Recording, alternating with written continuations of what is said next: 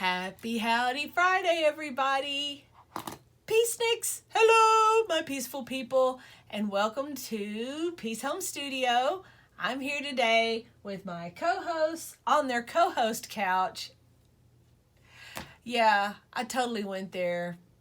It's a shelf that I've turned into a little couch.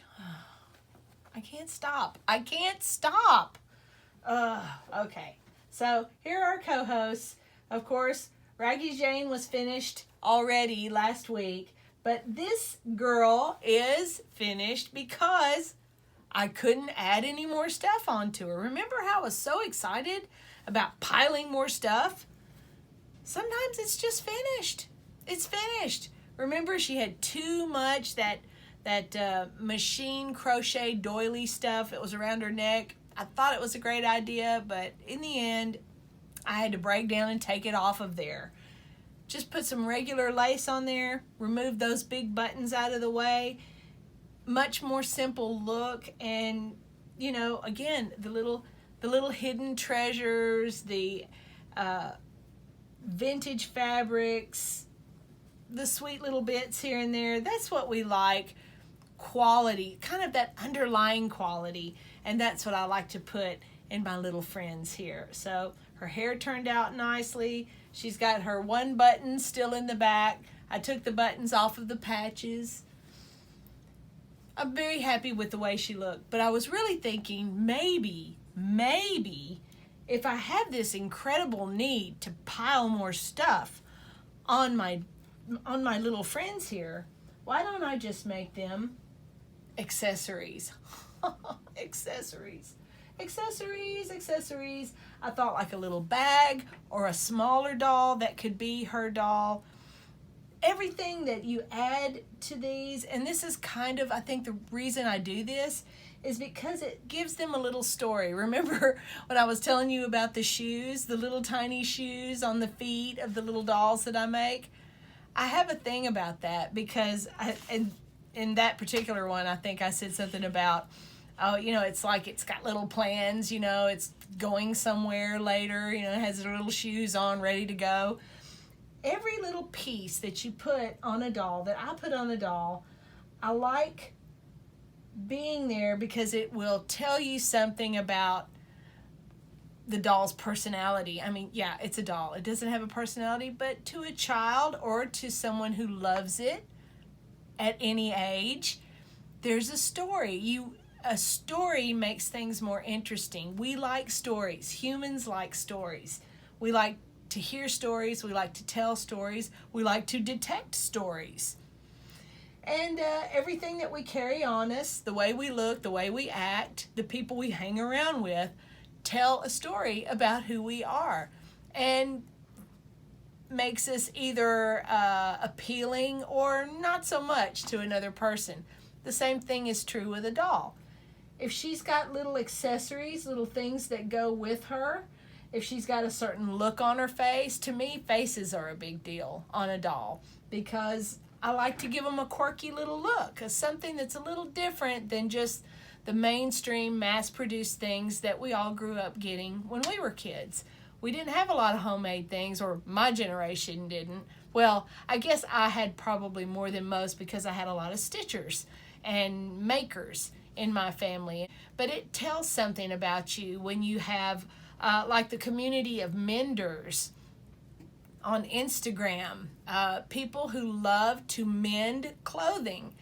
They do it in all kinds of really interesting and beautiful ways. Some of it's almost a completely new garment after they've tacked it here and stitched it there and patched it there. It's really, really neat.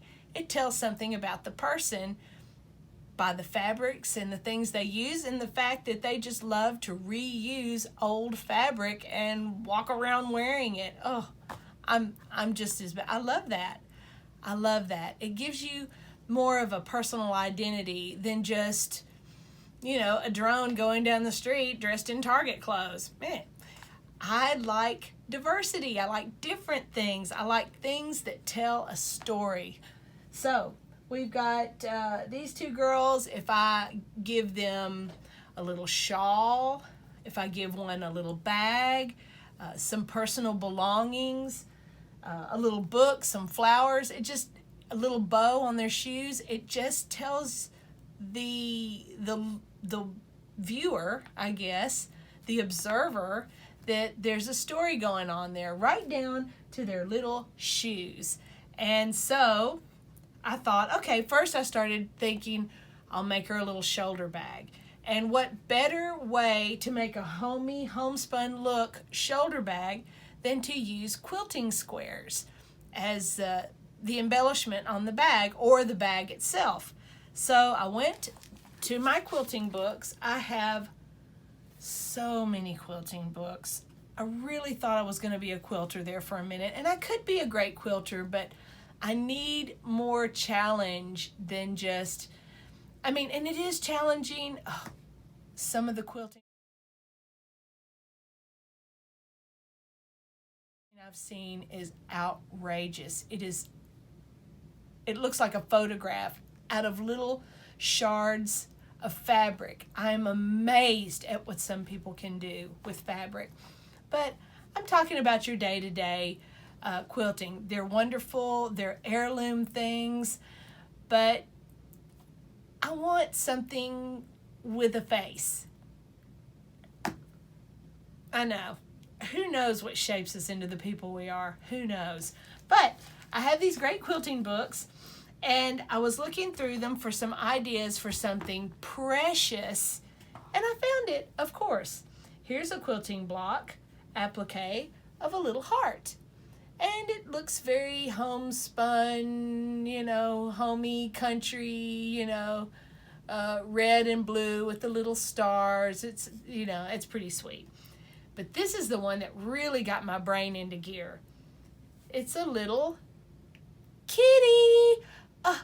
Kitty. Okay, if I make her a bag with a little kitty on it, what is that going to say? It's going to say, oh, cat lover. Then you make up a little story about her and how she loves cats. Her and how she loves going to the store with her little cat bag to pick up milk and strawberries. I don't know. These little things create a world around these things, and I love it. To that end, I decided to make a doll for a doll. And thinking of kitties and thinking that she's probably a cat lover, I thought, oh, a little kitty cat doll. So I started this. Yeah, and it's going to have arms. Its little clothes aren't going to come off. Its little arms are going to be tacked onto the side. Let's see, where is I have the little pattern right here. See, it's going to have a little arm like that. I gave it some bend in its knees because you know how I love that. I just put colored cloth for its little shoes because we know it's probably going somewhere. Matching the bloomers and this adorable little soft, what is this? Almost kind of like a seersucker. Is that what you call it, with the little wrinkles kind of grained in, but it's really soft. And it has a print of bunnies and lambs and little bears all asleep in patches of flowers. That's pretty cute. And if you can tell, the little kitty thing herself is pink with tiny little polka dots. That's really sweet. So we're going for sweetness. Okay, it's a doll that belongs to a doll, but it turned out a little big. It's just a little too big, but that's okay. That's how you learn. This is adorable. Oh, it's going somewhere. Fear not. It's precious. But next time I'm going to shoot for something a little smaller. I'm always afraid it's going to be so small I can barely put it together. Tedious. But that's how I learned to do things. For me, anyway, it's sort of a trial and error. It causes me to end up with a lot of weird stuff in drawers. For instance, ding! I've made lots of doll bits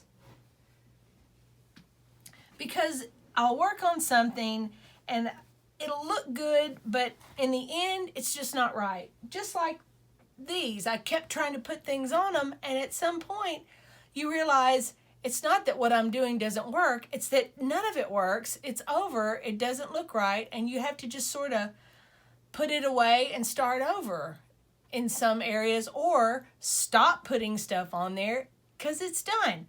So I've ended up with lots of bits and pieces of things that they turned out fine, but they just didn't look right, or they were a little too small, or they just didn't go with the vibe that the doll was putting off. I know that sounds very woo, and I don't mean it that way. I just mean my eyes. My eyes don't like it. Here's like a little can skirt, gorgeous, but it just wasn't working with that doll.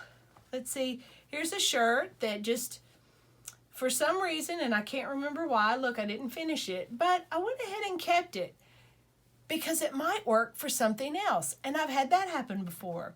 You pull something out of the store it for later bin, and you try something else. Something else works, or you just take it all off and stop. Make yourself stop. Here's like this.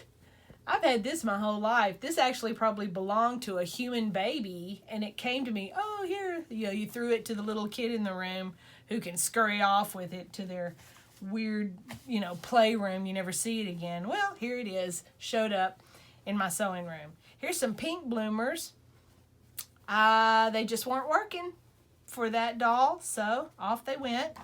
I think you guys may remember this. I had this wrapped on a doll, and I do.